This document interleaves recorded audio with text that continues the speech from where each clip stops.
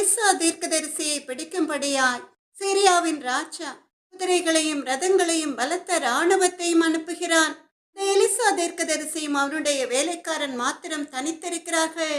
அவ்வளவு பெரிய இராணுவத்தை கண்டு எலிசாவின் வேலைக்காரன் பயப்படுகிறான். ஆனாலும் கூட எலிசா அவனை பார்த்து சொல்கிறான்.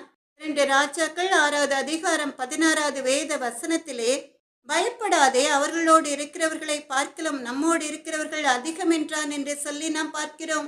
அது மாத்திரமல்ல, எலிசா கர்த்தரை நோக்கி விண்ணப்பம் பண்ணி, இவன் பார்க்கும்படி இவன் கண்களை திறந்தருளும் என்றான். உடனே கர்த்தர் அந்த வேலைக்காரனின் கண்களை திறந்தார். அப்பொழுது அவன் பார்த்து ஆச்சரியப்படும்படி எலிசாவை சுற்றிலும் அக்கினி மயமான குதிரைகளாலும் ரதங்களாலும் அந்த மலை நிறைந்திருக்கிறதை அவன் கண்டான் என்று சொல்லி நாம் வேதத்திலே பார்க்கிறோம். அப்படிப்பட்ட ஒரு அருமையான பாதுகாப்பு தேவனுடைய தாசர்களுக்கு, தீர்க்கதரிசிகளுக்கு, கர்த்தருடைய அன்பு பிள்ளைகளுக்கு உண்டு. அதனால் பயப்படாதீர்கள், திகையாதீர்கள், கலங்காதீர்கள். கர்த்தர் உங்களோட இருப்பார். அன்று எலிசாவை பாதுகாத்த தேவன் இப்பொழுதும் கூட உங்களை அப்படியே பாதுகாப்பார். எதிரிகளை அஞ்சி நடுங்கும்படி கர்த்தரே பராக்கிரமசாலியாய் அவருடைய வல்லமையுள்ள வலது கரத்தை நீட்டி அவர்களை பாதுகாப்பார். உங்களை எதிர்த்து நிற்பவர்கள் எல்லாரும் கர்த்தரை ஏற்றுக்கொள்ளும்படியான ஒரு சூழ்நிலையை கர்த்தர் உருவாக்குவார்.